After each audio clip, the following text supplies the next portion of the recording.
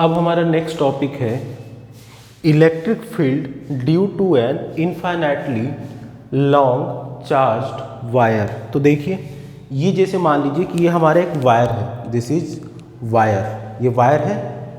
इसी वायर को अगर हम थोड़ा बड़ा कर लें, मान ली कि इतना मोटा वायर है और ये हमारा इतनी ज़्यादा थिकनेस है, इस तरीके से ये इनफाइनाइटली लॉन्ग, यानी कि ऊपर positive negative infinite positive infinite, मतलब कि ऊपर की ओर भी इनफाइनाइट लेंथ पे है, नीचे भी हमारा इनफाइनाइट लेंथ पे है।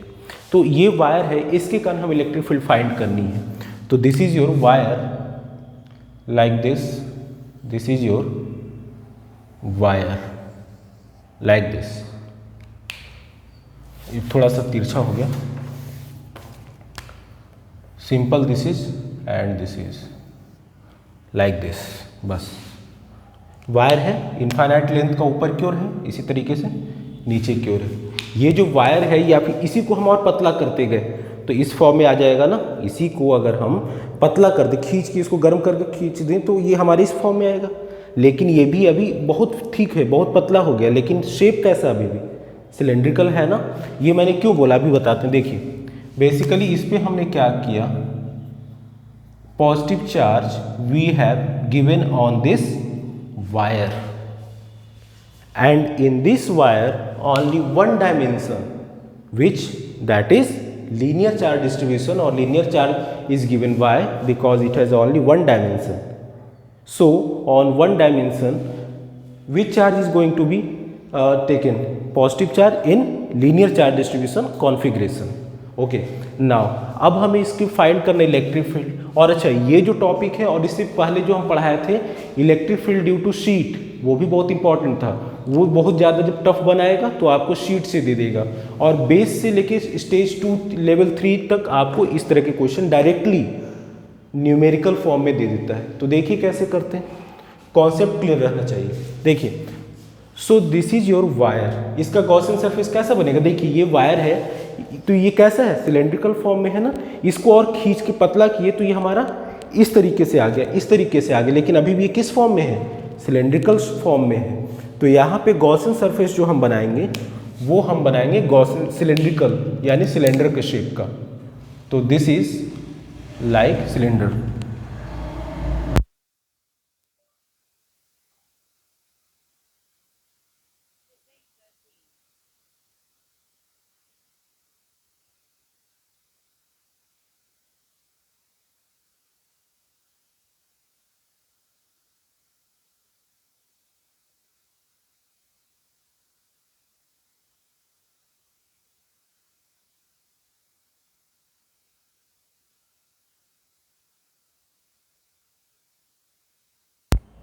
ये हमारा इस तरीके से है लाइक दिस, ये सिलेंडर है, सिलेंड्रिकल सरफेस हो गया।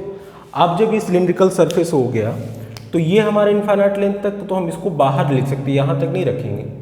तो हमने इस तरीके से बाहर तक ले गए ऐसे। इसका गॉसियन सरफेस हमने बना लिया। इलेक्ट्रिक फील्ड फाइंड करना है तो ये हमारा वायर है जो कि इनफाइनाइट लेंथ तक, हमने इतना पार्ट हमको दिख रहा है केवल इनफाइनाइट लेंथ का। तो आपकी आंखें ज़्यादा दिखेंगी नहीं, 500 मीटर तक आप ज़्यादा से ज़्यादा देख सकते हो, बहुत ज़्यादा तो 100 मीटर।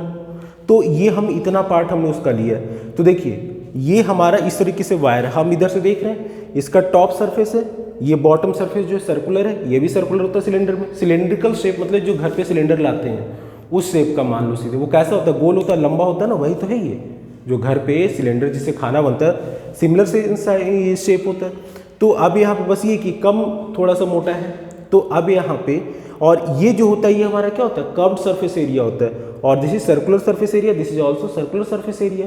तो अब यहाँ पे इलेक्ट्रिक फील्ड फाइंड करना, हमने इसके चारों तरफ पॉजिटिव चार्ज दे दिया है। तो इधर से हम देख रहे हैं तो देखिए पूरा कर्व्ड सरफेस एरिया है ना, तो इसके कारण इलेक्ट्रिक फील्ड बाहर आएगा, इसके कारण।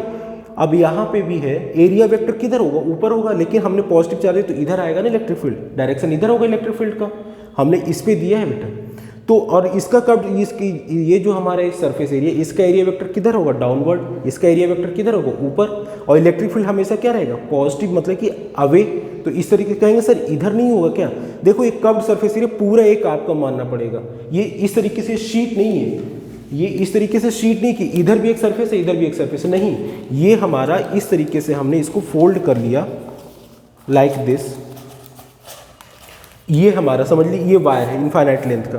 तो अब यहाँ से देख रहे हैं तो इधर से भी देखेंगे क्या, ये पूरा एक है बेटा, ये कर्व्ड सरफेस एरिया पूरा एक है, तो इधर से ही देखेंगे, इधर से देखने की जरूरत नहीं है।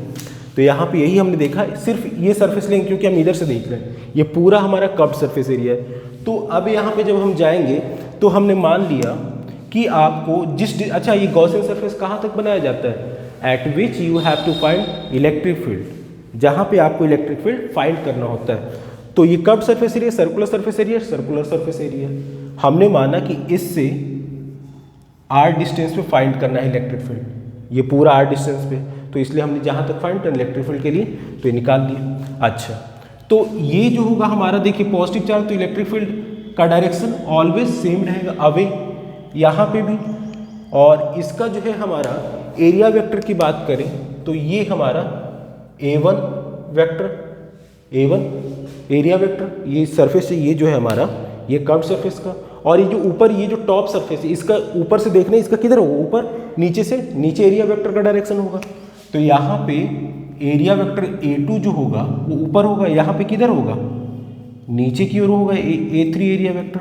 इलेक्ट्रिक फील्ड अभी भी डायरेक्शन क्या है, इधर ही है ना, ठीक है। तो अब यहाँ पे वही Gauss theorem, Gauss theorem is most important. Gauss theorem से आपको कई सारे न्यूमेरिकल्स बड़े आराम से, बहुत बड़े बड़े क्वेश्चन सब्जेक्टिव आपके IIT, even NCERT, CBSE, medical, सब में यूजिंग गॉस थ्योरम आप बड़े आराम से कैलकुलेट कर सकते हैं। तो यहाँ पे पहले हम फ्लक्स निकालेंगे गॉस थ्योरम से, यूजिंग गॉस थ्योरम। ये हमारा फ्लक्स, हाँ, फाई इक्वल्स क्या होता है, E डॉट ds। तो यहाँ पे for curved surface area, CSA curved surface area, ये जो है हमारा this is curved surface area, φ1 जो होगा हमारा वो क्या हो जाएगा, E1 क्या वैल्यू तो सेम रहेगी सब में, E डॉट A1। देखिए E1 और A1 दोनों के बीच एंगल क्या है, दोनों सेम है, तो 0, तो यहां से हो जाएगा E1 इंटू, अच्छा यहाँ पे एक और चीज, इसमें कुछ लोग क्या करते हैं DS1 लेते हैं, हमने शुरू से ही बताया था जब हम एलिमेंटल वेक्टर लेते हैं, हम एलिमेंट ही एक छोटा सा लिए ना, तो आप DS1 बना लीजिए, इसको A2 के बजाय DS2 बता रहे क्यों लेते हैं। ये हमारा DS3, हम ये D वैल्यू क्यों अप्लाई कर रहे हैं, बेसिकली क्या है, ये हमारा इनफाइनाइट लेंथ का वायर, हमने इसका एक छोटा सा एलिमेंट लिया, इसका गॉसियन सरफेस बनाया, तो इसलिए D, और D जिसके साथ लगता है स्मॉल क्वांटिटी को रिप्रेजेंट करता है, तो ये हमारा हो गया। तो यहाँ पे DS1 हो जाएगा। अब देखिए electric field and area vector in these two quantity, angle between these two is 0 degree. So from here only magnitude E1 DS1 cos 0, from here E1 into DS1, ये cos 01 हो जाएगा। सिमिलरली φ2 देखिए, for upper, ये वाला ऊपर वाला circular surface area, circular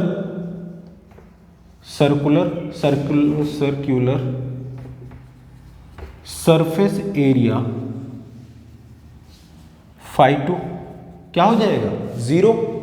क्यों, क्योंकि E vector into DS2 and E into DS2 into cos 90, क्यों, देखिए इनके बीच का एंगल क्या बन रहा है, 90 बन रहा है ना, तो दैट इज 0। सिमिलरली ये नीचे आ रहा है वीडियो में, हाँ ठीक है आ रहा है। सिमिलरली φ3 इज 0, क्यों, क्योंकि इसमें भी देखिए ये इलेक्ट्रिक फील्ड है और DS3 0 है। तो अब यहाँ पे ये चीज हो गया, तो टोटल जो हमारा फ्लक्स होगा वो क्या होगा, देखिए ये हमने निकाल लिया। अब यहां पे डिलीट करते हैं इतना,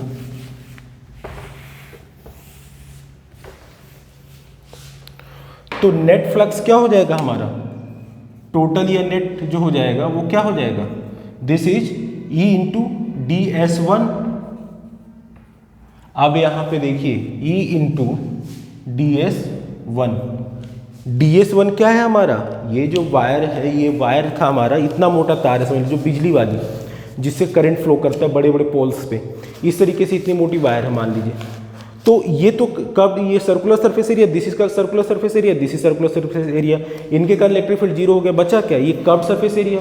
और कर्व्ड सरफेस एरिया का फॉर्मूला क्या होता है, 2 पाई RL, ये सिलेंडर है, इसका R हमने रेडियस लिया जिस पॉइंट फाइंड करना था, तो E इंटू 2 पाई RL। और आपको पता है this equals to Q upon epsilon naught होता है, phi equals to E dot DS equals to Q upon epsilon naught, तो यहाँ से Q अपॉन एप्सिलॉन नॉट। तो यहाँ से हमारा इलेक्ट्रिक फील्ड क्या हो जाएगा, 1 अपॉन 2 पाई एप्सिलॉन नॉट, ये इधर आ जाएगा ना, 2 pi epsilon not Q upon L into R। लेकिन अभी यहाँ पे पिक्चर बाकी है, वो क्या है देखिए,